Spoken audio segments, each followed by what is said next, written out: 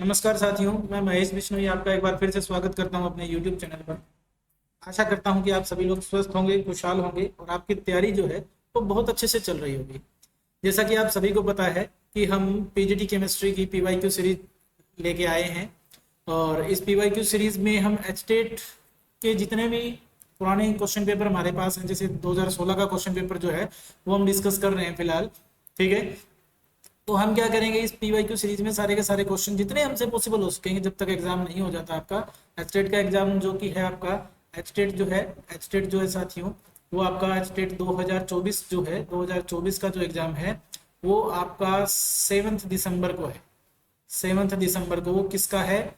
PGT वालों का exam है। पीजीटी केमिस्ट्री यानी कि लेवल 3 का जो एग्जाम है आपका, लेवल 3 का, वो कब है? वो है 7 दिसंबर 2024 को। ठीक है, और इसी के साथ आपके पास है एक और एग्जाम जो उससे पहले आ रहा है। जो भी साथी एचपीएससी की तैयारी कर रहे हैं, एचपीएससी पीजीटी केमिस्ट्री की तैयारी कर रहे हैं, उनके लिए भी ये पीवाईक्यू सीरीज बहुत इंपॉर्टेंट है। जो कि पीजीटी का स्क्रीनिंग टेस्ट जो है वो 30 अक्टूबर को होने वाला है। 13 अक्टूबर 2024 को होगा पीजीटी का स्क्रीनिंग टेस्ट, यानी प्री एग्जाम जो है आपका वो कब होगा? वो 13 अक्टूबर को होने वाला है। उसी को देखते हुए मैं आपके लिए ये सीरीज लेके आया हूँ। बिना टाइम वेस्ट किए हुए नेक्स्ट क्वेश्चन पर बढ़ते हैं साथियों। यानी हमने टोटल 91 क्वेश्चन से 2016 वाला एचटेट का जो पेपर था हमने उससे शुरुआत की है। और क्वेश्चन नंबर जो हमारा हम जिस पे पहुंच गए आज वो है 111। 111 नंबर क्वेश्चन जो है हमारा, हम आज उस पे पहुंच गए साथियों। तो 111 नंबर क्वेश्चन में हमसे क्या पूछता है? विच of the following acids will have lowest value of pKa. देखो पीकेए की सबसे लोवेस्ट वैल्यू किसकी होगी? देखो सीधी सी बात है कि ए क्या होता है? के ए होता है आपका एसिड डिसोसिएशन कांस्टेंट। क्या होता है? एसिड डिसोसिएशन कांस्टेंट होता है। एसिड डिसोसिएशन कांस्टेंट होता है साथियों। के ए को हम क्या कहते हैं? एसिड डिसोसिएशन कांस्टेंट कहते हैं साथियों। अगर मैं बात करूं के ए की, अगर किसी भी एसिड के लिए होगा तो हम यहाँ पर क्या करेंगे?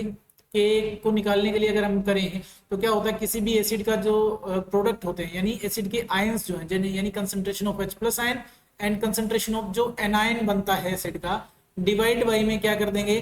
कंसंट्रेशन ऑफ एसिड कर देंगे। जैसे मान लो कोई भी एसिड है उसकी कंसंट्रेशन डिवाइड में कर देंगे तो वो के ए के इक्वल आएगा, एसिड डिसोसिएशन कांस्टेंट के इक्वल आएगा साथियों। ठीक है, तो अगर हम इस चीज को हम देखें और सोल्व करने की कोशिश करें कि कितना हमारे पास, अब इसको अगर हम सोल्व करेंगे तो पी के क्या होता है? Negative log of K A, यानी negative log of dissociation constant of acid is equal to में पी के ए। वो क्या होता है साथियों? पी के ए के इक्वल होता है। नेगेटिव लॉग किसके इक्वल होता है? पी के ए के इक्वल होता है साथियों। ठीक है, वो किसके होता है? पी के ए के इक्वल होता है, यानी पी के ए की वैल्यू नेगेटिव लॉग से आती है। अब इसके बारे में खास बात क्या है कि पी के ए की वैल्यू जितनी छोटी होगी, क्या है? स्मॉलर दी पी के वैल्यू, जितनी पी के वैल्यू स्मॉलर होगी stronger is the acid, stronger is the acid, यानी एसिडिक स्ट्रेंथ उतनी ही ज्यादा होगी। पी के वैल्यू जितनी स्ट्रोंगर होगी साथियों, एसिडिक स्ट्रेंथ क्या रहेगी? उतनी ही ज्यादा होगी हमारे पास। अब अगर हम बात करें कि जो क्वेश्चन है हमारा वो पीके वैल्यू, लोवेस्ट पीके वैल्यू पूछ रहा है, सबसे छोटी पीके वैल्यू किसकी होगी? तो हमें ऑप्शन दिए हुए बेंजोइक एसिड दिया हुआ है। ठीक है, हम ड्रा कर सकते हैं, बेंजोइक एसिड है। उसके साथ हमें दिया हुआ है साथियों ऑर्थो मिथाइल बेंजोइक एसिड, यानी बेंजोइक एसिड तो है लेकिन अब ऑर्थो पोजीशन पर एक इलेक्ट्रॉन डोनेटिंग ग्रुप लगा दिया गया है। बेंजोइक एसिड की ऑर्थो पोजीशन पर क्या लगा दिया गया है? मिथाइल ग्रुप, यानी electron donating group. Methyl group एक इलेक्ट्रॉन डोनेटिंग ग्रुप होता है। ऐसे ही हम बाकी स्ट्रक्चर्स तैयार कर लेंगे। ये कहता है कि एक Meta methyl group, Meta position पे मिथाइल ग्रुप लगा हुआ है आपके, और एक बेंजोइक एसिड में पैरा पोजीशन पे आपके क्या लगा हुआ है साथियों? मिथाइल ग्रुप लगा हुआ है। तो ऑर्थो, मेटा, पैरा और बेंजोइक एसिड, इसमें से किस में पीके वैल्यू सबसे लोवेस्ट होती है? देखो इसका आंसर अगर हम नॉर्मली देखें तो इसका आंसर हमारा क्या होना चाहिए था? अलग होना चाहिए था, लेकिन एक्चुअल में जो आंसर आता है वो होता है ऑर्थो वाला जो होता है, ये लोवेस्ट पीके वैल्यू के साथ आता है। लोवेस्ट पीके वैल्यू किसकी होती है? ऑर्थो आइसोमर जो होता है साथियों, ऑर्थो आइसोमर जो है वो लोवेस्ट पीके वैल्यू के साथ आता है। अब इसकी पीके वैल्यू लोवेस्ट क्यों होती है, ऐसी क्या खास बात है इसकी पीके वैल्यू लोवेस्ट क्यों होती है, क्योंकि इसमें क्या लगता है, ऑर्थो इफेक्ट लगता है। ये ऑर्थो इफेक्ट क्या होता है, आंसर हमारा क्या रहेगा, सेकंड ऑप्शन इसका करेक्ट आंसर रहेगा। बता रहा हूं कैसे होगा, क्योंकि ऑर्थो इफेक्ट लगता है। जनरल ऑर्डर है हम उसको फॉलो नहीं करते, क्यों, क्योंकि ऑर्थो इफेक्ट लगता है। ऑर्थो इफेक्ट का मतलब क्या होता है कि जब भी कोई ग्रुप ऑर्थो पोजीशन पर लगेगा बेंजोइक एसिड के, वो हमेशा उसकी एसिडिक स्ट्रेंथ को इंक्रीज करेगा। ठीक है, ये क्या कहता है, if any group is present at, if any group is present at ortho position of benzoic acid,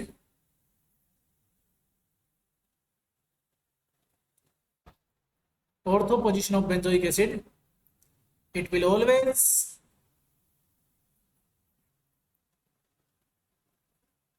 increase its acidity। वो उसके एसिडिक करेक्टर को क्या करेगा, बढ़ाएगा साथी, उसके एसिडिक करेक्टर को क्या करेगा, बढ़ाएगा साथी। अब इससे फर्क नहीं पड़ता whether it is electron donating group और इलेक्ट्रॉन विड्रॉइंग ग्रुप, चाहे वो ग्रुप इलेक्ट्रॉन डोनेटिंग हो, चाहे वो ग्रुप क्या हो, इलेक्ट्रॉन विड्रॉइंग हो साथी, इससे कुछ फर्क नहीं पड़ता कि आपका जो ग्रुप है वो चाहे इलेक्ट्रॉन डोनेटिंग हो, चाहे वो इलेक्ट्रॉन विड्रॉइंग हो, इससे फर्क ही नहीं पड़ता। फर्क किस बात से पड़ता है कि वो सिर्फ ऑर्थो पोजीशन पे लगा हुआ है। यानी ये वाला जो है ऑर्थो पोजीशन पे अगर मिथाइल ग्रुप लगा हुआ है तो वो हमेशा एसिडिटी को इंक्रीज करेगा। क्यों, ये जो इफेक्ट होता है ये कॉम्बिनेशन होता है स्टेरिक इफेक्ट का प्लस में इलेक्ट्रॉनिक इफेक्ट का। इलेक्ट्रॉनिक और स्टेरिक का कॉम्बिनेशन होता है साथियों। कैसे होता है बताएंगे आपको कि इलेक्ट्रॉनिक और स्टेरिक का ये क्या है, कॉम्बिनेशन है। ठीक है, इलेक्ट्रॉनिक और स्टेरिक इफेक्ट का क्या होता है, कॉम्बिनेशन होता है। ऐसा क्यों होता है, क्योंकि जब भी ऑर्थो पोजीशन पर कोई ग्रुप होता है तो ये जो CH3 ग्रुप होता है, ये जो CH3 ग्रुप हमारे साथ है, ये आउट ऑफ द प्लेन चला जाता है। कहां चला जाता है, out of the plane of molecule, plane of molecule. यानी जो आपका पूरा बेंजोइक एसिड है वो COH ग्रुप जो है वो उस प्लेन से बाहर चला जाता है। यानी ये इसके साथ कोप्लेनर नहीं रहता, बाकी के बेंजीन रिंग के साथ ही कोप्लेनर नहीं रहता। इसी वजह से क्या होता है कि जो क्रॉस कॉन्जुगेशन है वो कम हो जाती है, और इसी वजह से क्या हो जाता है, लैक ऑफ क्या होता है, क्रॉस कॉन्जुगेशन हो जाता है, लैक ऑफ क्रॉस कॉन्जुगेशन होता है साथियों। ठीक है, और इस वजह से क्या होता है, डी परसेंटेज डीलोकलाइजेशन होगा, वो ऑक्साइड आयन का मतलब O- आयन का वो ज्यादा होगा। Therefore, percentage delocalization of O minus is more। अगर परसेंटेज डीलोकलाइजेशन मोर होगा यानी ये मोर स्टेबलाइज होगा। इसका मतलब क्या होगा, this will be more stabilized. अगर वो ज्यादा स्टेबलाइज हो जाएगा तो सीधी सी बात है जो स्टेबल होता है बनता भी ज्यादा है, तो ortho substituted benzoic acid more acidic हो जाएगा। क्लियर है साथियों, आंसर हो गया हमारा ऑर्थो मिथाइल बेंजोइक एसिड इसका। क्लियर है, आगे बढ़ते हैं नेक्स्ट क्वेश्चन की तरफ। सेकंड क्वेश्चन जो हमारा है आज वो क्या कहता है, सेकंड क्वेश्चन कहता है कि हमारे पास डिसोसिएशन एनर्जीज गिवन है हमें, एक मीथेन की और दूसरी है हमारे पास इथेन की। CH4 और C2H6 की डिसोसिएशन एनर्जीज गिवन है किलोकेल पर मोल के अंदर। ठीक है, और हमसे कार्बन कार्बन सिंगल बॉन्ड की डिसोसिएशन एंथैल्पी पूछी है, एनर्जी पूछी है। तो अगर मैं बात करूं कि बॉन्ड डिसोसिएशन एनर्जी किसकी है, ऑफ मीथेन, अगर मैं कहूं कि bond dissociation enthalpy of methane हमें कितनी गिवन है, 400 किलोकेल पर मोल, किलो कैलोरी पर मोल गिवन है साथियों। तो अगर मैं ये कहूं कि मुझे 4 CH बॉन्ड को तोड़ने के लिए कितनी एनर्जी की रिक्वायरमेंट है, तो वो भी इसी के इक्वल होगी। मतलब ये किसके इक्वल है, energy required to break total 4 of CH bonds, यानी 4 CH बॉन्ड को तोड़ने के लिए कितनी एनर्जी रिक्वायर्ड है साथियों, कितनी एनर्जी रिक्वायर्ड है, उसके लिए हमें चाहिए 400 किलोकेल पर मोल चाहिए, तब जाके वो 4 CH बॉन्ड टूटेंगे। ठीक है, तो अगर ऐसे ही मैं अगर बात करूं कि अगर मेरे पास एक CH बॉन्ड को तोड़ने के लिए कितनी एनर्जी चाहिए, कि देखो 4 बॉन्ड के लिए कितनी चाहिए, 4 के लिए चाहिए 400, एक के लिए कितनी चाहिए होगी 400 बटे में 4 यानी कि 100 किलो कैल पर मोल, 100 किलो कैल, 100 किलो कैल पर मोल आपको चाहिए होगी। सेम ऐसे ही अगर मैं बात करूं साथियों आपके पास, तो bond dissociation enthalpy of C2H6 कितनी गिवन है हमें, 680 किलो कैल पर मोल है। कितनी है, 680 किलो कैल पर मोल है। तो इसका मतलब एनर्जी रिक्वायर्ड है, ये तो एनर्जी रिक्वायर्ड टू ब्रेक कितने हैं हमारे पास, कितने बॉन्ड है भाई टोटल, मतलब 6 CH बॉन्ड की है, 6 CH बॉन्ड जो है, क्योंकि 3 CH एक साइड 3 CH एक साइड बॉन्ड है, तो 6 CH बॉन्ड को रिक्वायर करने के लिए कितनी एनर्जी है हमारे पास, वो है 680 किलो कैल पर मोल। तो यानी 6 के लिए कितनी है 680, एक के लिए कितनी होगी 680 डिवाइड बाई में 6 हो जाती है। ठीक है, ये वैल्यू आती है 113.3 किलो कैल पर मोल के आसपास। लेकिन इससे हमें कोई फर्क नहीं पड़ता, हम क्या निकालना चाहते हैं कि जो हमारे पास टोटल बॉन्ड डिसोसिएशन एंथैल्पी होगी, कितनी, total bond dissociation enthalpy of CH bond, CH bond की टोटल, सॉरी हमें किसकी निकालनी है, कार्बन कार्बन बॉन्ड की निकालनी है ना। ठीक है, तो total bond dissociation enthalpy of carbon carbon bond कितनी होगी, वो किसके इक्वल आएगी, वो आएगी साथियों, इसका सिंपल सा फॉर्मूला देख लो, bond dissociation enthalpy of C2H6 यानी इथेन की जो बॉन्ड डिसोसिएशन एंथैल्पी है, माइनस में 6 मल्टीप्लाइड बाय में bond dissociation enthalpy of 1 carbon hydrogen bond. ठीक है, यानी एक कार्बन हाइड्रोजन बॉन्ड के लिए कितनी एनर्जी चाहिए थी 100 किलो कैल पर मोल, और टोटल 6 के लिए कितनी चाहिए होगी फिर 600। तो अगर हम इसको सोल्व करेंगे साथियों, तो अगर हम इसको सोल्व करते हैं तो हमारे पास क्या आता है, अगर इसको सोल्व कर लेते हैं तो 680 इसकी होगी, माइनस में 6 इंटू में 100 हो गया, तो यानी 680 माइनस में 600 कितना आएगा 80 किलो कैल पर मोल आपका यहाँ पर आंसर आ जाएगा साथियों। इसका मतलब थर्ड ऑप्शन हमारा क्या रहेगा, बिल्कुल करेक्ट आंसर हो जाएगा। थर्ड ऑप्शन आपका करेक्ट आंसर रहेगा इसके लिए, क्योंकि उसने कार्बन कार्बन बॉन्ड की पूछी है, कार्बन कार्बन सिंगल बॉन्ड की पूछी है, ना कि CH बॉन्ड की। तो कार्बन कार्बन बॉन्ड की एंथैल्पी कैसे निकलेगी, तो जो C2H6 के जो 6 कार्बन हाइड्रोजन बॉन्ड थे, एक तो उनकी बॉन्ड एंथैल्पी, माइनस में जो CH4 के 4 कार्बन हाइड्रोजन बॉन्ड थे, उनकी एक की बॉन्ड की एंथैल्पी कितनी थी 100, तो उसमें से अगर ऐसे टोटल 6 होंगे तो 6 की कितनी निकाल देंगे, तो बाकी जो बचेगी बॉन्ड एंथैल्पी वो सिर्फ कार्बन और कार्बन सिंगल बॉन्ड की बच जाएगी। क्लियर है, आगे बढ़ते हैं नेक्स्ट क्वेश्चन के ऊपर। सेकंड क्वेश्चन, थर्ड क्वेश्चन है हमारा आज का, द बफर सॉल्यूशन इज, इनमें से बफर सॉल्यूशन कौन सा है, तो बहुत ही सिंपल सा आंसर है, ये वाला बफर सॉल्यूशन है, दिखाई भी दे रहा है।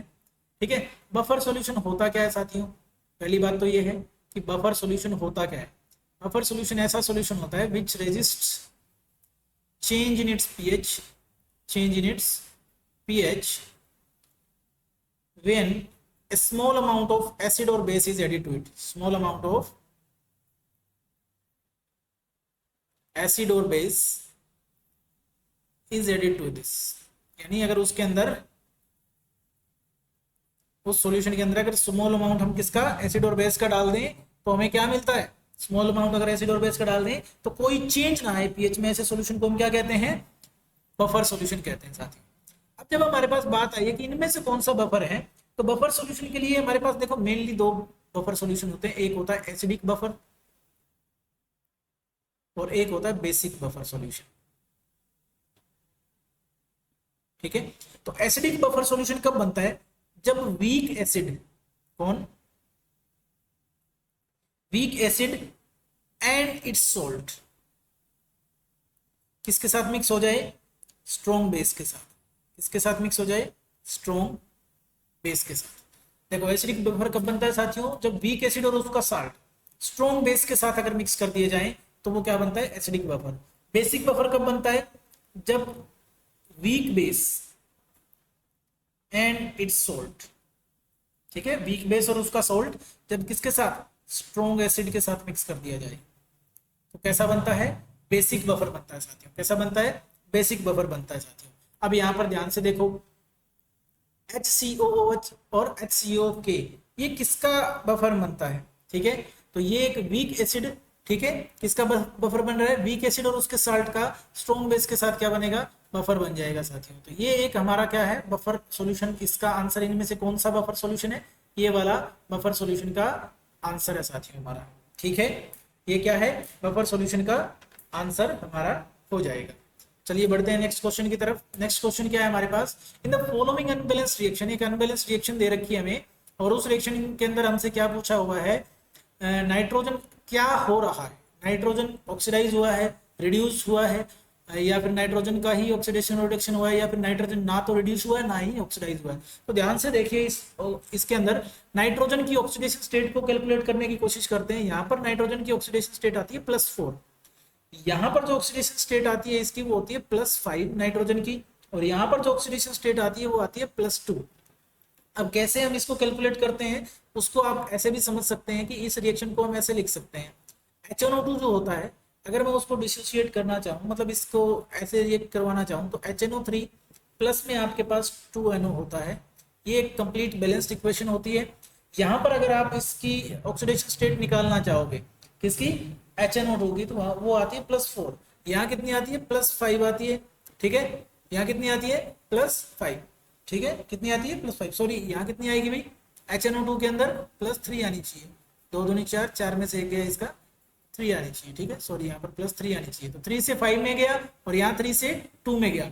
नाइट्रोजन का ही तो ऑक्सीडेशन हो रहा है और नाइट्रोजन का ही क्या हो रहा है, रिडक्शन हो रहा है, तो nitrogen is oxidize as well as reduce. तो ये हमारा क्या हो जाएगा, थर्ड ऑप्शन हमारा क्या हो जाएगा साथियों, करेक्ट आंसर यहाँ पर हो जाएगा।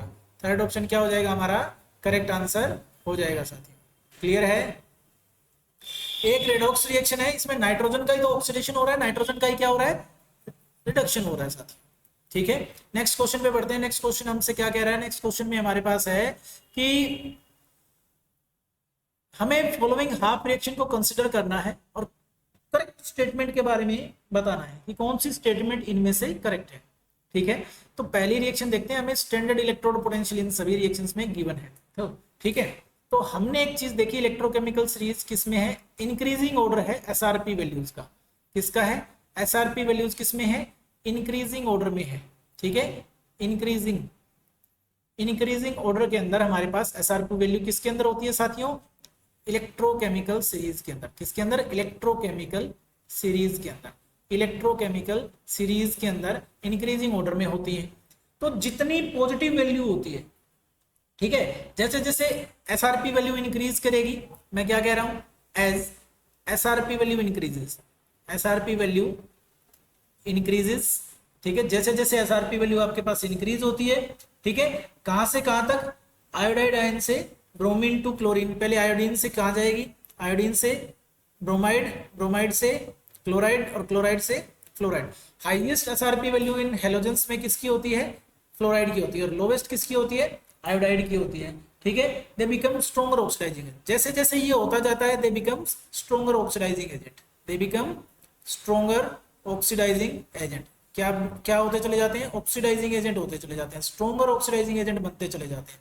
जितना पॉजिटिव में ऑक्सीडाइज आपका ई नोट सेल की वैल्यू जितना पॉजिटिव ज्यादा होते चली जाएगी, उतने ही वो स्ट्रॉन्गर ऑक्सीडाइजिंग एजेंट होंगे। क्या इतनी बात क्लियर है?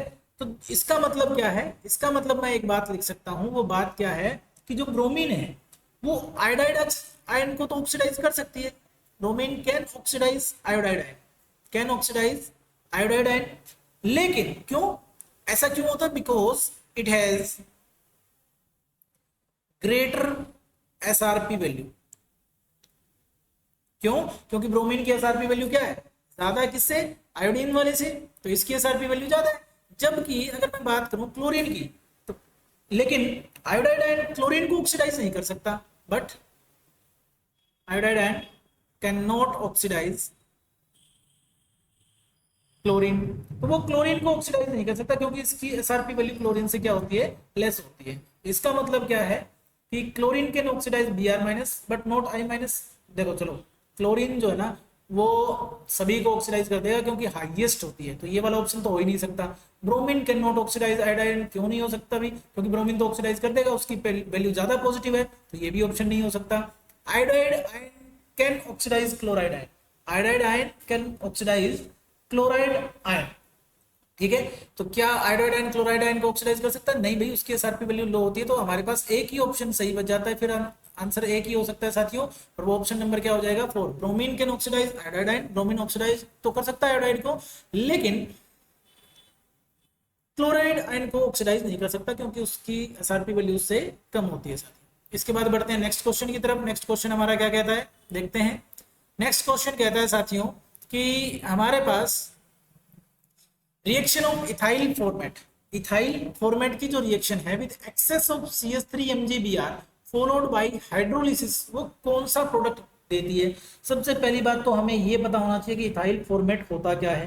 तो इथाइल फॉर्मेट का मैं फॉर्मूला ऐसे लिख देता हूं भाई, OC2H5, इसको कहते हैं साथियों इथाइल फॉर्मेट। ये क्या है आपके पास, इथाइल फॉर्मेट है।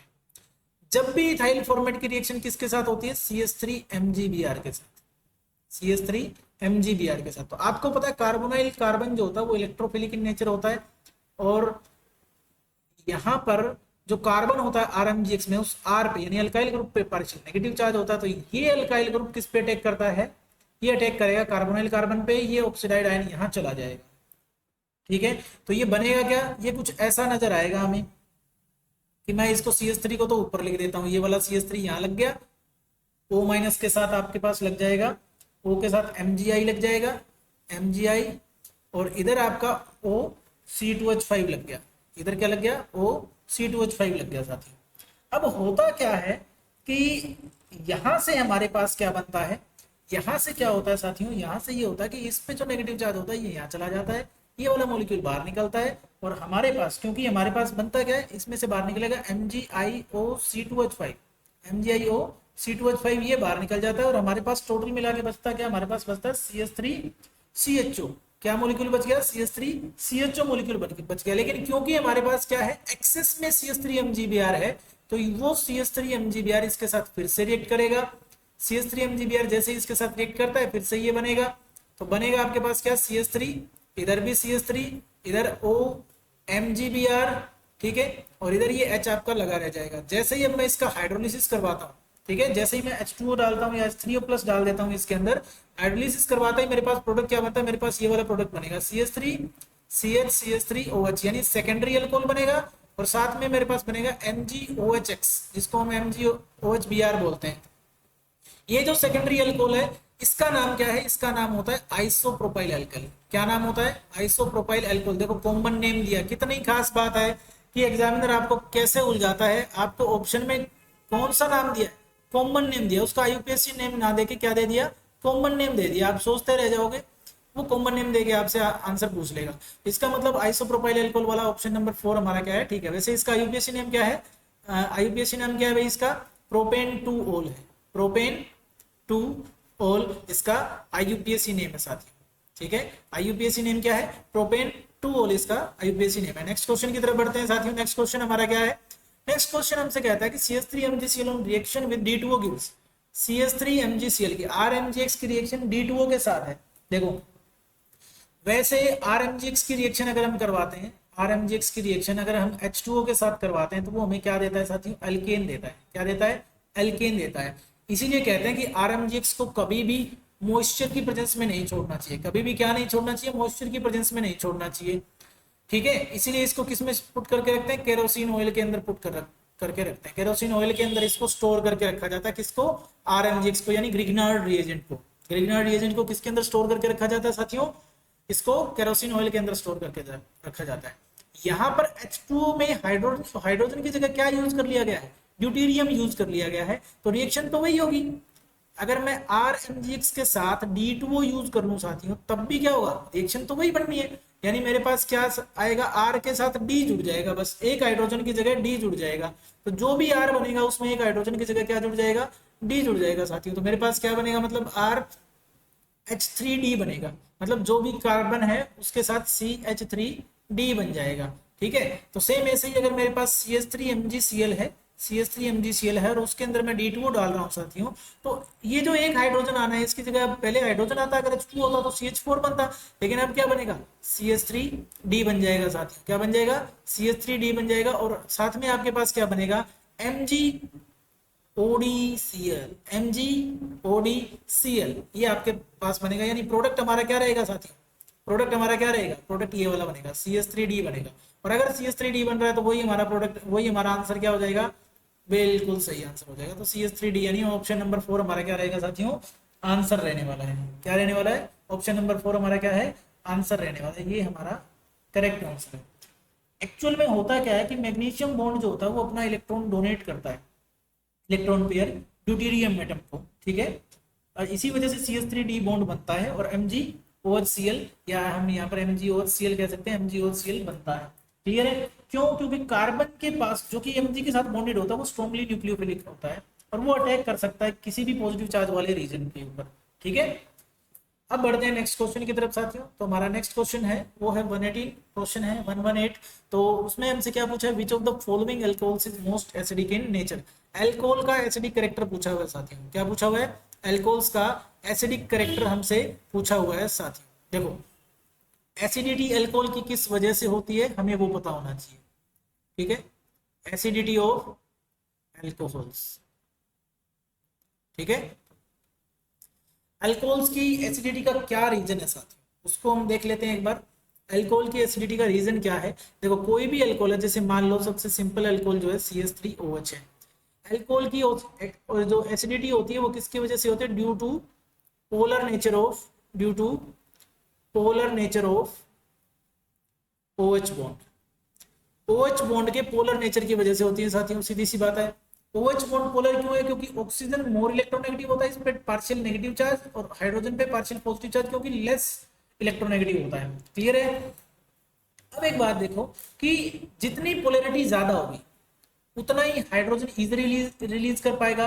अगर polarity of OH bond increases, अगर वो इंक्रीज कर जाती है साथियों, अगर पोलैरिटी OH बॉन्ड की इंक्रीज कर जाती है तो रिलीज जो होगा हाइड्रोजन आयन का, रिलीज ऑफ H+ आयन, वो फैसिलिटेट हो जाएगा, ठीक है, और मोर इजिली उसको रिलीज किया जा सकता है। तो अब जितने भी इलेक्ट्रॉन डोनेटिंग ग्रुप होते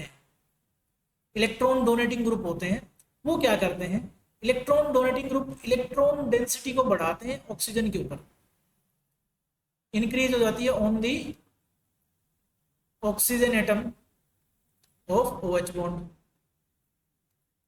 ऑक्सीजन एटम के OH बॉन्ड के ऑक्सीजन एटम पर ये इलेक्ट्रॉन डेंसिटी को इंक्रीज कर देते हैं साथियों। क्लियर है ये बात?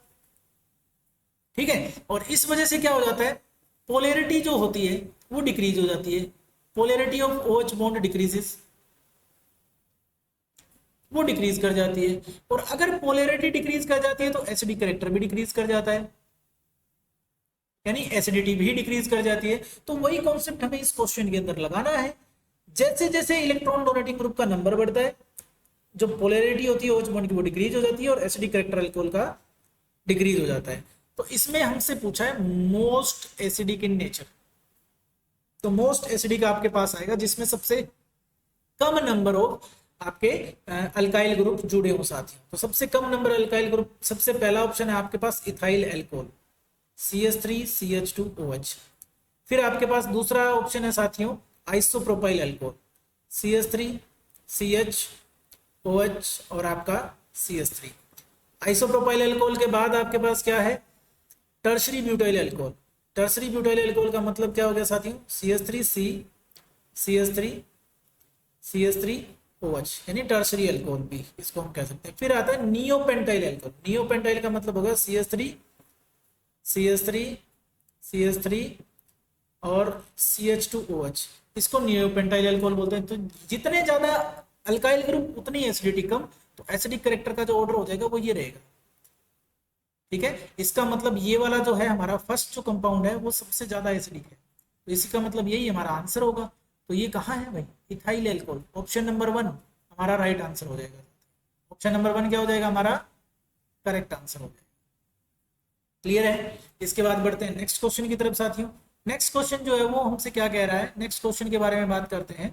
जो नेक्स्ट क्वेश्चन है वो कहता है कि which of the following compound forms zwitterion. अब ज्विट्राइन का मतलब क्या होता है उसको समझो पहले। तो ज्विट्राइन का मतलब होता है a molecule having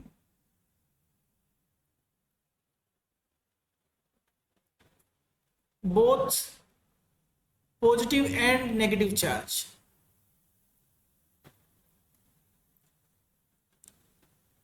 in same species और सेम मॉलिक्यूल। मतलब स्पीसीज कर लो, मॉलिक्यूल की जगह हम क्या कर सकते हैं? मॉलिक्यूल की जगह हम स्पीसीज कर सकते हैं साथियों।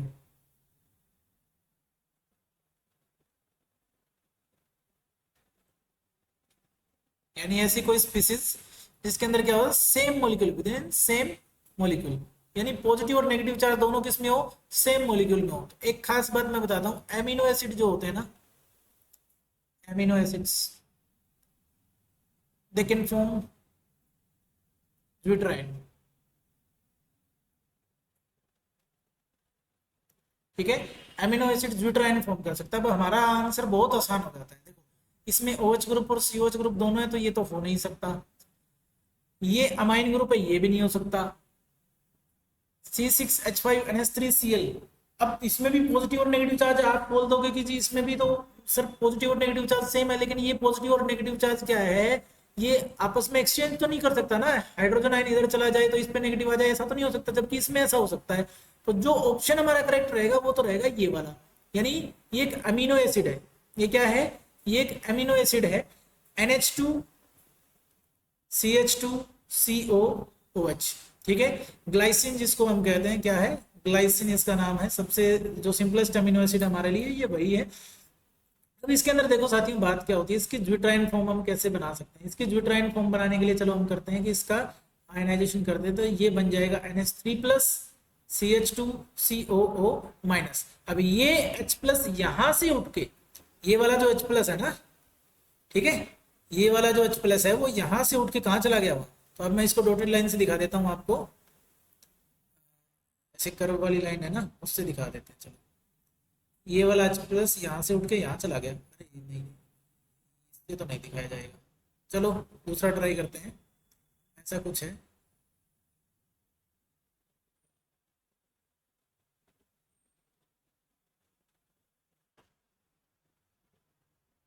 इस नाइट्रोजन के पास ऐसा हो सकता है, अब दिखा सकते हैं। ये वाला जो H+ है, ठीक है भाई, सॉरी, थोड़ा जैसा मैं ड्रॉ करने की कोशिश कर रहा हूँ, मेरे से जैसा ड्रॉ हो रहा है मैं वैसा बना के दिखा रहा हूँ। ये वाला H+ आयन यहाँ से निकल के यहाँ चला जाएगा, तो यहाँ नाइट्रोजन पे पॉजिटिव चार्ज आ गया NH3+, और यहाँ minus charge, positive negative charge same molecule में, इसका मतलब ये ड्यूटराइन फॉर्म हो जाती है।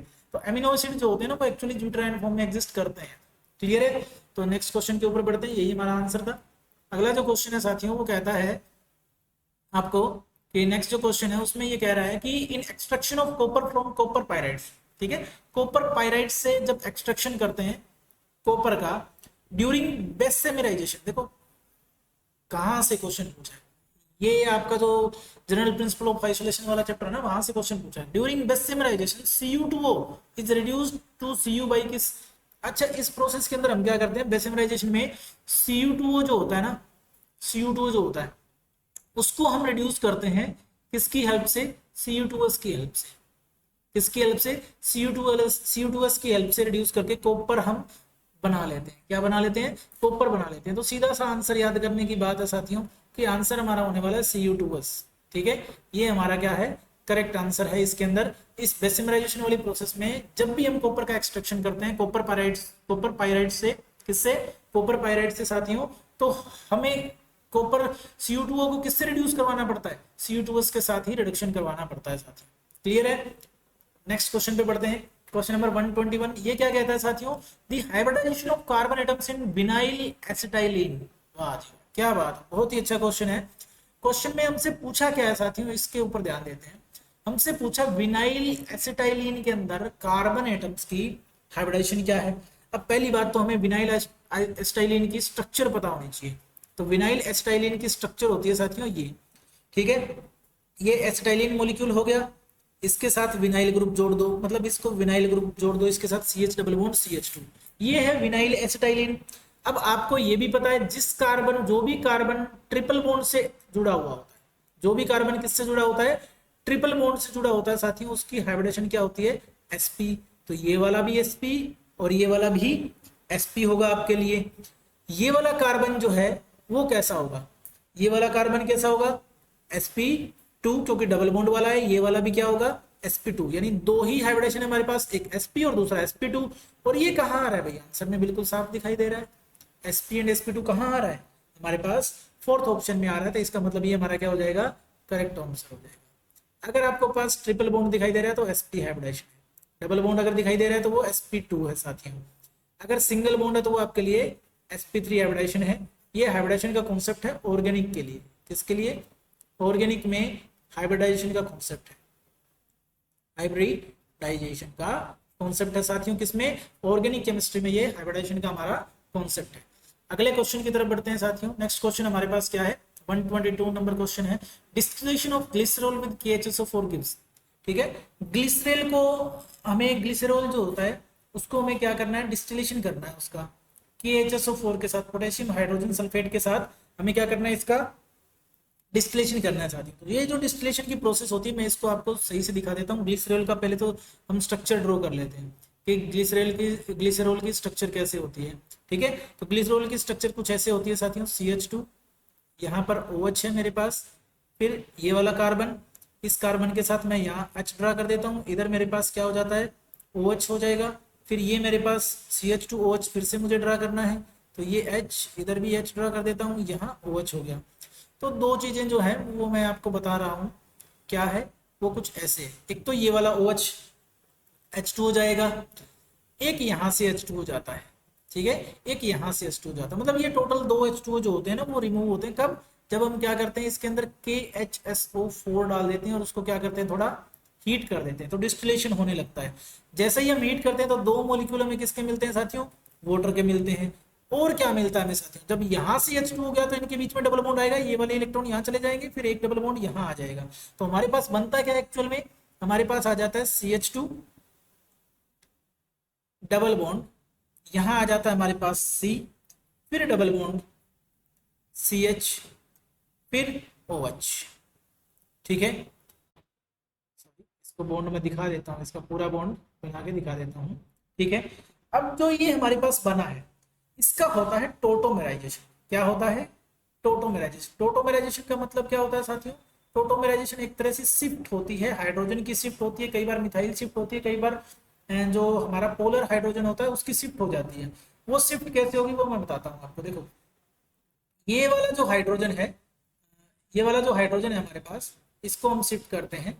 ये वाला जो हाइड्रोजन है, ठीक है, ये जो हाइड्रोजन दिखाई दे रहा है हमें, इस हाइड्रोजन को हमें यहाँ से शिफ्ट करना है। कैसे शिफ्ट करेंगे भी? ये जो हाइड्रोजन है ये शिफ्ट हो जाएगा साथियों कहाँ पे? हाइड्रोजन जाएगा हमारे पास इस कार्बन के ऊपर। हाइड्रोजन कहाँ शिफ्ट होता है? इस कार्बन पे। कैसे होता है? ये वाला जो इलेक्ट्रॉन है, ये वाले जो इलेक्ट्रॉन है OH बॉन्ड के जो इलेक्ट्रॉन है साथियों, किसके? ये OH बॉन्ड के इलेक्ट्रॉन है, वो कहाँ चले जाते हैं? वो चले जाते हैं इधर नेक्स्ट बॉन्ड की तरफ, ऑक्सीजन को पार करके इस बॉन्ड पे आते हैं। जैसे ही ये वाले इलेक्ट्रॉन जाते हैं, ये पाई इलेक्ट्रॉन चले जाते हैं इस कार्बन पे, इसीलिए ये H+ आयन जो है इस कार्बन के ऊपर चला जाता है। तो यहाँ जो स्ट्रक्चर मिलती है हमें फाइनल, यहाँ जो फाइनल स्ट्रक्चर हमें मिलती है साथियों, वो क्या मिलती है? वो हमें मिलती है CH2 double bond CH CHO, CH2 double bond CH CHO। ये वाली स्ट्रक्चर हमें फाइनल CH2 डबल बॉन्ड इधर आ जाता है, इसके साथ CH, और ये लास्ट में आपका CHO हो जाता है। तो ये जो स्ट्रक्चर हमें मिलती है इसको हम एक्रोलिन कहते हैं। क्या कहते हैं? इसका नाम क्या होता है? एक्रोलिन, या फिर हम इसको क्या बोलते हैं? एक्रेल्डिहाइड। क्या बोलते हैं? एक्रेल्डिहाइड, एक्रेल्डिहाइड। अरे उल्टा लिख दिया क्या? ठीक है, ये बाद में आएगा। एक्रेल्डिहाइड बोलते हैं इसको। क्या बोलते हैं? एक्रेल्डिहाइड। तो यही हमें ऑप्शन में दिया हुआ है। अगर वो एक्रोलिन देता तो शायद हम पहले भी समझ जाते, लेकिन यहाँ भी उसने खेला किया हमारे साथ। उसने क्या खेला किया साथियों? उसने क्या दिया? एक्रेल्डिहाइड दिया। तो यही हमारा क्या होगा यहाँ पर? करेक्ट आंसर हो जाएगा। आंसर क्या रहेगा? एक्रेल्डिहाइड हमारा करेक्ट ऑप्शन रहेगा साथियों। नेक्स्ट क्वेश्चन की तरफ बढ़ते हैं। Formation of hemiacetal from an aldehyde is an example of. देखो, ये तो करेक्टरिस्टिक्स रिएक्शन है भाई, सीधी सी बात है, कोई इसमें खास कुछ फंडा है नहीं। करेक्टरिस्टिक्स रिएक्शन होती है कैसी?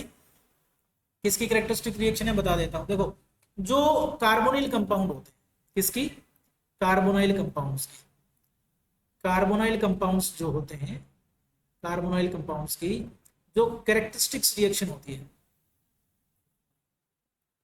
जो करेक्टरिस्टिक रिएक्शन होती है वो होती है न्यूक्लियोफिलिक एडिशन रिएक्शन। क्या होती है? Nucleophilic addition reaction. साथ क्या होती है? Nucleophilic addition reaction. इसका मतलब आंसर तो हमारा यही रहने वाला है, न्यूक्लियोफिलिक एडिशन रिएक्शन। सीधा सा आंसर है, बिल्कुल आसानी से पता चल जाता है। कैसे होता है मैं बस वो बता देता हूँ। देखो, ये हेमी एसिटल वाला फॉर्मेशन जो है ना, मैं उसके बारे में बात करता हूँ। ठीक है, तो हेमी एसिटल का जो फॉर्मेशन होता है वो कैसे होता है, देखो जब भी हम किसी एल्डिहाइड की रिएक्शन करवाते हैं, ठीक है, एल्डिहाइड की रिएक्शन करवाते हैं किसके साथ, किसी अल्कोहल के साथ करवा लेते हैं मान लो, ठीक है, किसी अल्कोहल मॉलिक्यूल के साथ रिएक्शन करवा लेते हैं, ये एक रिवर्सिबल रिएक्शन होती है। इसके अंदर हमारे पास क्या बनता है, हेमी एसिटल बनता है। हेमी एसिटल ऐसा कंपाउंड होता है जिसके अंदर हमारे पास कार्बन के साथ है ना, जिसके अंदर हमारे पास जो ये कार्बन है उस कार्बन के साथ OH ग्रुप भी जुड़ा होता है, OR ग्रुप भी जुड़ा होता है, OH भी है OR भी है साथियों, क्या है OH भी और OR भी है, ठीक है।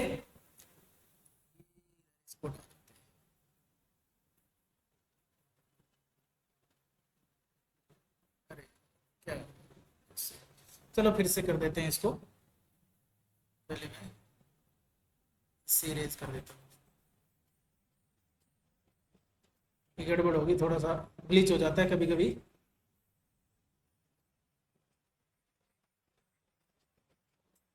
ठीक है, तो इसको दोबारा कर देंगे भाई, कोई बात नहीं। अब देखो ये कैरेक्टरिस्टिक रिएक्शन तो है ही, हमें पता है हमारे पास एल्डिहाइड मॉलिक्यूल है, ठीक है, उसकी रिएक्शन हम किसके साथ करवाते हैं, किसी अल्कोहल मॉलिक्यूल के साथ रिएक्शन करवाते हैं, रिवर्सिबल रिएक्शन है साथियों। यहां पर बनता है हेमी एसिटल। हेमी एसिटल कैसे बनता है, देखो RCH एज इट इज पड़ा रहेगा, इस O के साथ जुड़ जाता है H और दूसरा OR यहाँ लग जाता है OR डैश, ये वाला OR डैश यहाँ पर जुड़ जाता है। जब सेमी मॉलिक्यूल में OH भी जुड़ा हो यानी हाइड्रोक्सिल ग्रुप भी जुड़ा हो और एल्कोक्सी ग्रुप भी जुड़ा हो, उसको हम कहते हैं साथियों हेमी एसिटल।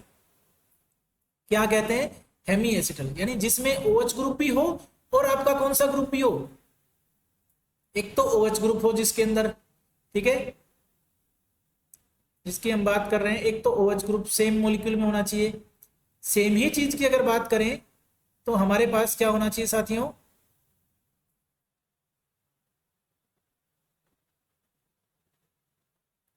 OR ग्रुप भी उसी मॉलिक्यूल के अंदर होना चाहिए। तो जिस मॉलिक्यूल के अंदर OH और OR ग्रुप सेम होते हैं, सेम ही मॉलिक्यूल में प्रेजेंट होते हैं, उसको हम हेमी एसिटल कहते हैं।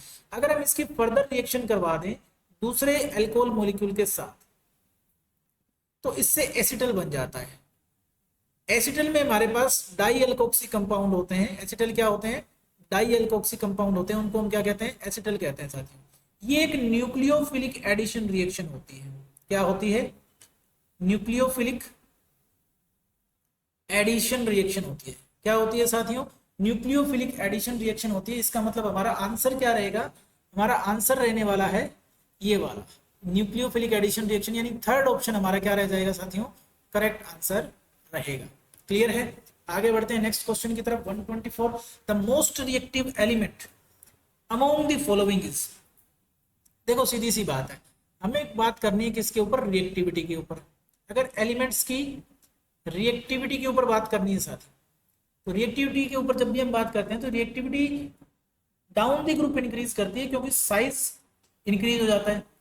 तो रिएक्टिविटी इंक्रीजेस, ठीक है, डाउन द ग्रुप,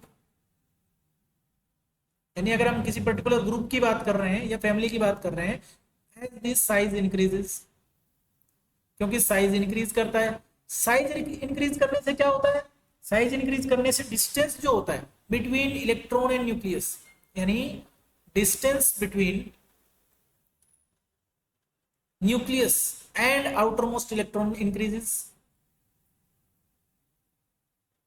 वो डिस्टेंस बढ़ जाता है। अगर वो डिस्टेंस बढ़ जाता है इसका मतलब क्या होगा, electron can be lose easily, electron can be easily lose, ठीक है, इलेक्ट्रॉन को हम इजिली लूज कर सकते हैं। इसका मतलब रिएक्टिविटी ज्यादा रहेगी, इसका मतलब रिएक्टिविटी इंक्रीज हो जाएगी साथ। तो रिएक्टिविटी अगर इंक्रीज होती है तो यहां पर हमें कौन से ग्रुप के एलिमेंट दिए हुए, सेकंड ग्रुप के एलिमेंट, यानी बेटा मांगे, कार स्कूटर और बाप राजी, ठीक है। ऐसा होता तो नहीं है लेकिन फिर भी हम मान लेते हैं कि राजी अभी, ठीक है, BA और RA, बेटा मांगे कार स्कूटर। यहाँ पर क्या क्या गिवन है, बेरिलियम, बेरियम, मैग्नीशियम और स्ट्रोंशियम। तो इनमें सबसे नीचे कौन आता है, सबसे नीचे हमारे पास ये आता है भाई, सबसे नीचे हमारे पास कौन आएगा, इनके इन चारों में से हमारे पास बेरियम आता है। इसका मतलब बेरियम हमारा क्या हो जाएगा साथियों, करेक्ट आंसर हो जाएगा किसके लिए, most reactive elements among these के लिए। क्लियर है? नेक्स्ट क्वेश्चन पे बढ़ते हैं। आसान सा क्वेश्चन था। नेक्स्ट जो क्वेश्चन है उसमें हमसे पूछा है, फिर से एक सेम टाइप का क्वेश्चन आ गया। पहले भी ऐसे पूछा गया था कि नाइट्रोजन ऑक्सीडाइज हुआ है, रिड्यूस हुआ है, या दोनों ही हुए हैं। तो वैसा ही कुछ क्वेश्चन है साथियों। जब भी कोई कंपाउंड जब भी कोई एलिमेंट अपनी एलिमेंटल स्टेट में होता है तो उसके ऊपर चार्ज कितना होता है? 0। यानी क्लोरीन अपनी जो है नेटिव स्टेट में है, क्लोरीन गैस की फॉर्म में ही होता है, और उसी स्टेट में यहाँ पर प्रेजेंट है मोलिकुलर फॉर्म में, तो उसके ऊपर 0 चार्ज होता है। यहाँ क्लोरीन के ऊपर कितना चार्ज आ रहा है? यहाँ क्योंकि OH माइनस के साथ जुड़ा हुआ है तो क्लोरीन पे +1 चार्ज आ रहा है, और यहाँ क्लोरीन हाइड्रोजन के साथ जुड़ा हुआ है, यहाँ इस पे -1 चार्ज आ रहा है। तो क्लोरीन 0 से +1 में भी जा रहा है साथियों। क्लोरीन क्या है? 0 से +1 में भी जा रहा है, और यही क्लोरीन 0 से -1 में भी जा रहा है। इसका मतलब क्लोरीन का ऑक्सीडेशन भी हो रहा है और क्लोरीन का रिडक्शन भी हो रहा है। तो H2O से ये किस में जा रहा है? HOCl में, प्लस में यहाँ क्या बन रहा है? HCl बन रहा है साथियों। तो कलर चेंज करके इसमें बता देते हैं। यहाँ पर इसकी ऑक्सीडेशन स्टेट 0, यहाँ पर ऑक्सीडेशन स्टेट +1 है, यहाँ -1 है। तो जब ये 0 से +1 में जा रहा है तो ये क्या हो रहा है? ऑक्सीडाइज हो रहा है। यहाँ इसका क्या हो रहा है? ऑक्सीडेशन। जब ये 0 से -1 में जा रहा है यानी इलेक्ट्रॉन गेन कर रहा है, तो यहाँ क्या हो रहा है? उसका रिडक्शन हो रहा है साथियों। इसका मतलब ऑप्शन में हमारे आंसर क्या हो जाएगा? कि ऐसा ऑप्शन हमारा आंसर होगा जिसमें क्या है साथियों कि आपका जो क्लोरीन है वो ऑक्सीडाइज भी हो रहा है और रिड्यूस भी हो रहा है। इसका मतलब ऑप्शन नंबर 3 हमारा क्या हो जाएगा? बिल्कुल करेक्ट आंसर हो जाएगा साथियों। बिल्कुल करेक्ट आंसर है ऑप्शन नंबर 3। क्लोरीन का ऑक्सीडेशन भी हो रहा है, रिडक्शन भी हो रहा है। रेडॉक्स रिएक्शन वाले चैप्टर से क्वेश्चन है। नेक्स्ट क्वेश्चन की तरफ बढ़ते हैं साथियों।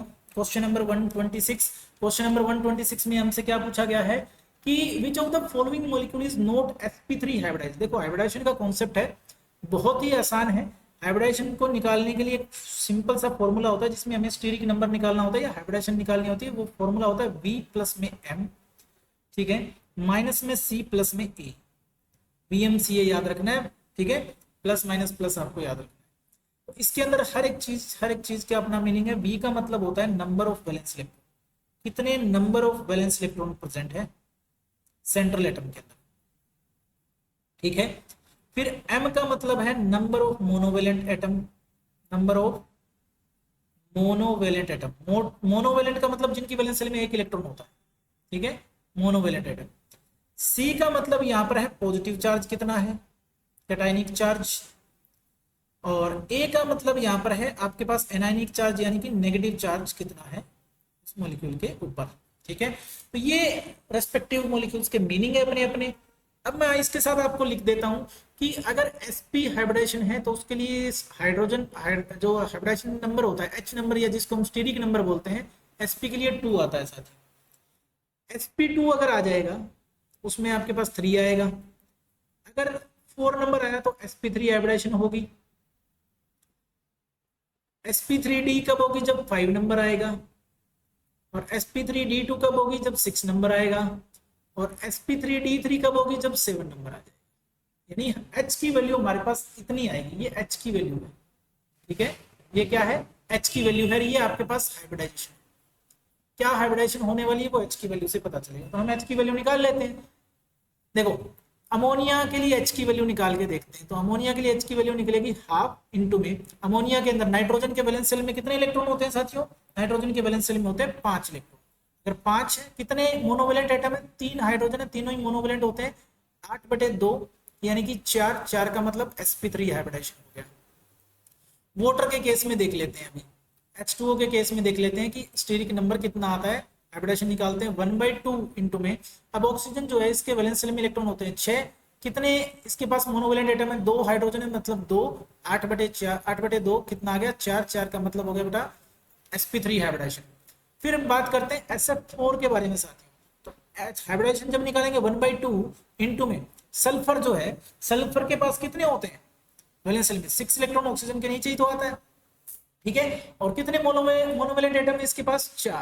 4 फ्लोराइन एटम है, 6 और 4 10, 10/2, इसका मतलब 5 आ गया, यानी sp3 हाइब्रिडेशन है। आंसर तो हमारा यही निकल गया। हमें कौन सा चाहिए था? जिसके अंदर नहीं होती है sp3 हाइब्रिडेशन, जिसमें नहीं है, तो ये SF4 है। क्यों? क्योंकि SF4 की जो हाइब्रिडेशन है साथियों वो क्या है?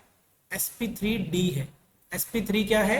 d इसकी हाइब्रिडेशन होती है। चलिए बढ़ते हैं आगे नेक्स्ट क्वेश्चन की तरफ। नेक्स्ट क्वेश्चन हमसे कहता है कि for the following gas phase reaction, इस गैस फेज रिएक्शन के लिए हमारे पास जो है करेक्ट कंडीशंस क्या है, ऐसी कंडीशन देखनी है जो कि करेक्ट होती हैं। देखो PCl5 का डिकम्पोजिशन हो रहा है, डिसोसिएशन हो रहा है PCl3 प्लस Cl2 में, और ये सारे गैसियस फेज में, इसका मतलब होमोजीनियस इक्विलिब्रिया है। कैसा है? Homogeneous equilibrium. होमोजीनियस इक्विलिब्रियम यहां पर एग्जिस्ट करता है। क्यों? क्योंकि सेम फेज में है रिएक्टेंट और प्रोडक्ट, सेम फेज में है कौन? Reactant and product. क्लियर है? अब देखो, जब भी गैस फेज रिएक्शन होती है तो उसके लिए डेल्टा H की जो वैल्यू होती है वो किसके इक्वल होती है? डेल्टा U प्लस में डेल्टा NG/RT। अब यहाँ पर सारी चीजों का अपना अपना मीनिंग है। डेल्टा H का मतलब एंथैल्पी है, डेल्टा U इंटरनल एनर्जी होती है, change in internal energy. Delta N का मतलब क्या होता है साथियों? डेल्टा N का मतलब होता है, डेल्टा NG का मतलब यहाँ पर गैसियस है, डेल्टा NG का मतलब होता है number of moles of gaseous product minus में number of moles of gaseous reactant. ठीक है, क्या है? Number of moles of gaseous reactant. तो डेल्टा Ng क्या आएगा इस रिएक्शन के लिए? देखो कितने मोल हैं प्रोडक्ट के? 2, रिएक्टेंट के कितने? 1, तो कितना आ गया वैल्यू? 1 वैल्यू आ गई। कितनी वैल्यू आई? 1 वैल्यू आ गई। तो डेल्टा Ng की वैल्यू क्या रहेगी? 1, और 1 की वैल्यू यानी 0 से ग्रेटर है, इसका मतलब क्या होगा? डेल्टा H की वैल्यू भी क्या होगी? ग्रेटर देन 0 होगी। इसका मतलब डेल्टा H की वैल्यू क्या होगी? Greater than 0। तो ये वाला ऑप्शन तो खत्म ही हो गया और ये वाला ऑप्शन भी खत्म हो गया, 2 ऑप्शन बचे। अब एंट्रोपी की बात करते हैं। देखो डिसोसिएशन हो रहा है, कुछ ना कुछ एनर्जी तो निकलेगी, एक्सोथर्मिक प्रोसेस है। जब भी एक्सोथर्मिक प्रोसेस होती है तो एंथैल्पी, उसका मतलब क्या होता है? एंथैल्पी 0 से ज्यादा होगी। तो ये एक तो ये बात तो है। एंट्रोपी कब बढ़ती है? जैसे जैसे number of moles of gaseous product बढ़ेंगे। देखिए number of moles of gaseous product, number of moles of gaseous product जैसे जैसे बढ़ेंगे साथियों, प्रोडक्ट इंक्रीजेस, तो उसके साथ आपकी एंट्रोपी भी बढ़ती है। क्योंकि जितने नंबर ऑफ मॉलिक्यूल बढ़ेंगे, एंट्रोपी डायरेक्टली प्रोपोर्शनल होती है नंबर ऑफ मॉलिक्यूल्स के साथ, या फिर अमाउंट, जैसे नंबर ऑफ मॉलिक्यूल्स बढ़ेंगे, number of moles of substance बढ़ेंगे तो एंट्रोपी इंक्रीज होगी, क्योंकि उससे रैंडमनेस बढ़ती है। इस वजह से एंट्रोपी की वैल्यू भी पॉजिटिव रहेगी। तो डेल्टा H भी पॉजिटिव और डेल्टा S भी पॉजिटिव। इसका मतलब ऑप्शन नंबर 3 हमारा क्या हो जाएगा साथियों? राइट आंसर रहेगा। राइट आंसर क्या रहेगा भाई? ऑप्शन नंबर 3 हो जाएगा साथियों हमारा। क्लियर है? आगे बढ़ते हैं नेक्स्ट क्वेश्चन की तरफ। Question number 128, ozonolysis of ऑर्थोजाइलिन gives. ऑर्थोजाइलिन में क्या देता है साथियों? सबसे पहली चीज तो हमें ऑर्थोजाइलिन के बारे में पता होना चाहिए। तो ऑर्थोजाइलिन क्या भला है, क्या स्ट्रक्चर होती है इसकी, वो देख लेते हैं पहले। तो ऑर्थोजाइलिन की स्ट्रक्चर कुछ ऐसे होती है साथियों, एक CH3 ग्रुप यहाँ लगा है तो उसके ऑर्थो पोजीशन पर दूसरा CH3 ग्रुप लगा होता है, दोनों एक दूसरे के ऑर्थो होते हैं। इसको हम कहते हैं ऑर्थोजाइलिन। ठीक है, क्या कहते हैं? ऑर्थोजाइलिन कहते हैं साथियों। अब ऑर्थोजाइलिन जो होता है ना, वो 2 रेजोनेटिंग स्ट्रक्चर में एग्जिस्ट करता है, यानी इसकी 2 रेजोनेटिंग स्ट्रक्चर होती है, यानी 2 फ्रीक्वेंसी पे रेजोनेट करता है साथियों। एक CH3 इधर, एक CH3 इधर, एक बार डबल बॉन्ड उधर आ गया तो इस बार डबल बॉन्ड इधर हो गया, डबल बॉन्ड की पोजीशन बदल जाती है। तो ये 2 रेजोनेटिंग स्ट्रक्चर है। इसको मैं फर्स्ट स्ट्रक्चर मान लेता हूँ, इसको मैं सेकंड स्ट्रक्चर मान लेता हूँ। अब प्रोडक्ट क्या बना इस रिएक्शन का, यानी इस क्वेश्चन की ट्रिक क्या थी? इस क्वेश्चन की ट्रिक इसकी रेजोनेटिंग स्ट्रक्चर में ही छुपी हुई है साथियों, क्योंकि जो प्रोडक्ट आते हैं ना वो रेजोनेटिंग स्ट्रक्चर से ही पता चल सकते हैं। देखो अगर मैं पहली स्ट्रक्चर का ओजोनोलिसिस करवाऊं, ठीक है, पहली स्ट्रक्चर का अगर मैं ओजोनोलिसिस करवाता हूं, पहली स्ट्रक्चर का मतलब डबल बॉन्ड कुछ ऐसे हैं, ठीक है, अगर मैं इसका ओजोनोलिसिस करवाता हूं तो कैसे ब्रेकेज होगा मैं उसको बता देता हूं आपको। ब्रेक कैसे होगा सब कुछ उसको समझा देता हूं। देखो इसको ऐसे समझ लो कि ऐसा कुछ है, ठीक है, ऐसा है, ऐसा कुछ समझ लो, जैसे ये है,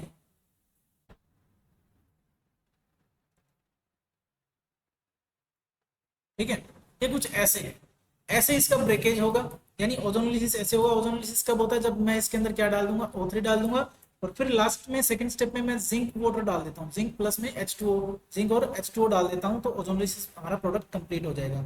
जैसे ही ओजोनोलिसिस का होता है फर्स्ट रेजोनेटिंग स्ट्रक्चर का, तो क्या बनता है साथियों, तो ये देखो हमारे पास बनेगा क्या, हमारे पास ऐसा कुछ प्रोडक्ट बनेगा, CH double bond O, CH double bond O, इसको हम बोलते हैं ग्लाइऑक्सल। क्या बोलते हैं, ग्लाइऑक्सल, ग्लाइऑक्सल बोलते हैं साथियों, ग्लाइऑक्सल बोलते हैं। साथ में एक दूसरा जो प्रोडक्ट हमारे पास बनता है वो बनता है CHO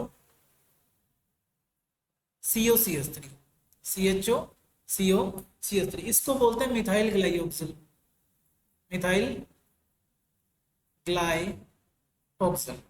एक तो ये हो गया। एक मेरे पास दूसरी रेजोनेटिंग स्ट्रक्चर होती है इसकी, तो इधर तो मेरे पास CH3 लग गया, इधर भी CH3 लग गया। अब रेजोनेटिंग स्ट्रक्चर क्या होगी, दूसरी दूसरी रेजोनेटिंग स्ट्रक्चर कुछ ऐसे होती है साथ। इसके अंदर हमारे पास ओजोनोलिसिस कैसे होता है उसके बारे में देखते हैं।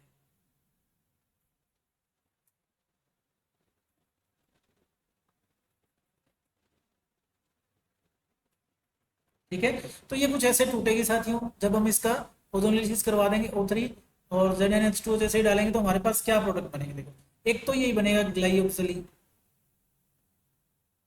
ठीक है, क्योंकि दोनों CH3 ग्रुप इधर इधर है हमारे पास, तो एक तो ग्लाइऑक्सल बनना कंपल्सन है इसका।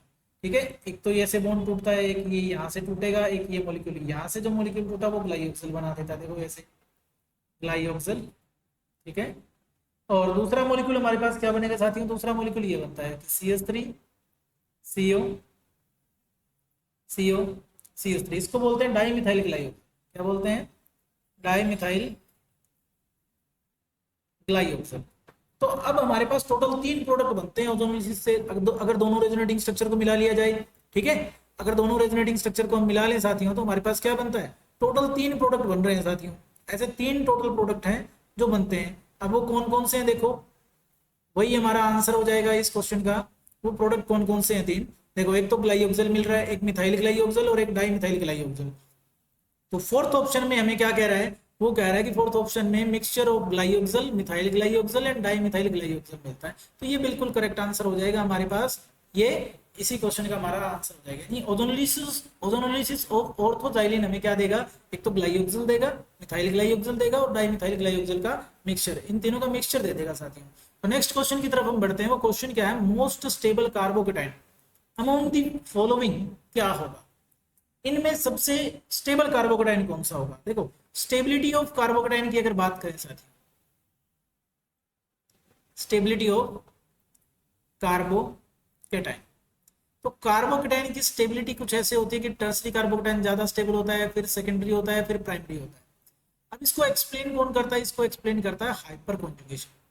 ठीक है, तो हाइपर कॉन्जुगेटिंग स्ट्रक्चर जितनी ज्यादा होंगी, हाइपर कॉन्जुगेटिंग स्ट्रक्चर, ठीक है, डायरेक्टली प्रोपोर्शनल टू क्या होती है, स्टेबिलिटी।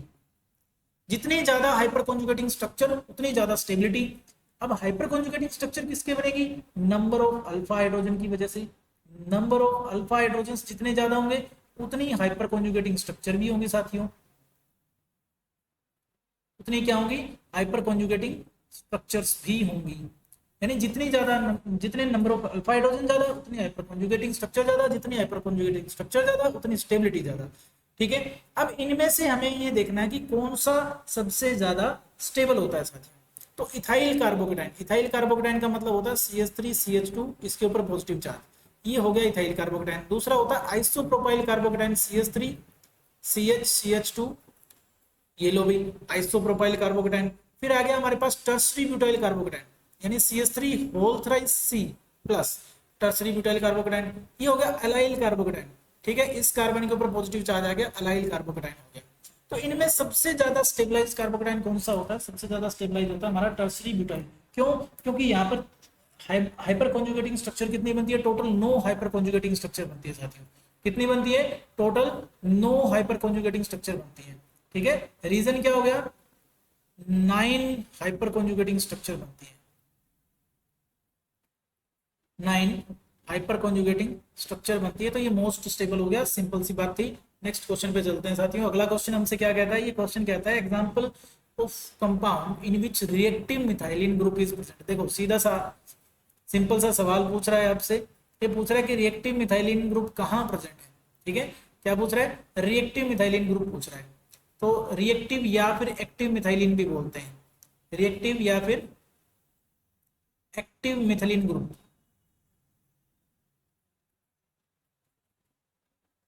इसकी अगर बात करें साथियों तो ये होता क्या है, रिएक्टिव मिथाइलिन ग्रुप का मतलब होता है कि ऐसा कंपाउंड जिसके अंदर मिथाइलिन ग्रुप सैंडविच होता है between two strong electron withdrawing group.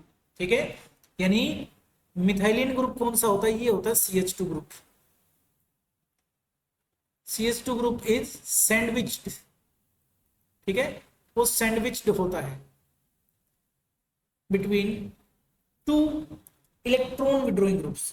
किसके बीच में, टू इलेक्ट्रॉन विड्रॉइंग ग्रुप्स, यानी EWG, दो इलेक्ट्रॉन विड्रॉइंग ग्रुप्स के बीच में सैंडविच हो जाता है किसी भी कंपाउंड में। अब ये दो इलेक्ट्रॉन विड्रॉइंग ग्रुप क्या होते हैं, ये यूजुअली कार्बोनिल ग्रुप होते हैं। यूजुअली क्या होते हैं, कार्बोनाइल ग्रुप्स। यूजुअली ऐसे दो ग्रुप कौन से होते हैं, कार्बोनाइल ग्रुप्स होते हैं। तो उनको हम क्या कहते हैं, एक्टिव मिथाइलिन ग्रुप कहते हैं। तो अब हमें इनमें से ऐसा कोई मिथाइलिन ग्रुप ढूंढना है भाई, ढूंढ देंगे, हमें क्या दिक्कत है। देखो यहाँ CH2 ग्रुप जुड़ा है, एक साइड तो कार्बोनाइल ग्रुप है, दूसरी साइड नहीं है, तो ये ऑप्शन तो हमारा हो ही नहीं सकता। फिर आते हैं साथियों सेकंड क्वेश्चन में। सेकंड में क्या होता है, CO ग्रुप है, इधर CH3 है, इधर CH2 है। नहीं भाई, दोनों साइड ही नहीं है आपके, कोई भी कार्बोनाइल ग्रुप इस CH2 के दोनों साइड नहीं है, इधर CH2 है, इधर CO है, तो ये तो हो ही नहीं सकता।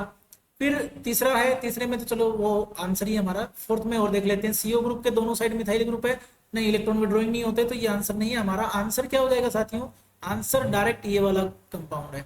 आंसर क्या है, आंसर है हमारे पास CH3 CO CH2 CO CH3। देखो ये बीच वाला जो CO ग्रुप है, ठीक है, किसकी बात कर रहा हूं मैं, इस बीच वाले CO ग्रुप की बात कर रहा हूं साथियों, CH2 ग्रुप की बात कर रहा हूं। ये जो CH2 ग्रुप है हमारा, ये वाला, ये ग्रुप जो है ना, दोनों साइड कार्बोनाइल ग्रुप से जुड़ा हुआ है। ये दोनों क्या है, इलेक्ट्रॉन विड्रॉइंग ग्रुप। इसका मतलब इस ग्रुप को हम क्या कह सकते हैं, एक्टिव मिथाइलिन ग्रुप कह सकते हैं,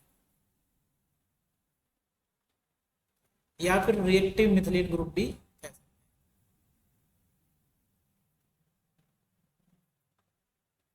क्लियर है, इसका मतलब ये क्या हो जाएगा हमारा, राइट आंसर क्या हो जाएगा, थर्ड ऑप्शन हमारा क्या हो जाएगा साथियों, राइट आंसर हो जाएगा।